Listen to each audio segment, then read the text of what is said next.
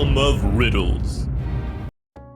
You are a hungry peasant. Your farm is not yielding any food. Despite your large muscles proving how hard you work the soil, you could buy food, but you're broke. You once heard the legend of Ragnar the Dragon, an evil monster who has amassed a huge pile of gold. Before going to rest in a cave, desperate, you decide to go to the cave to steal some gold. At the entrance, you feel chills as swords and armor of past challengers lay lifeless on the ground. However, you are very lucky because Ragnar is sleeping.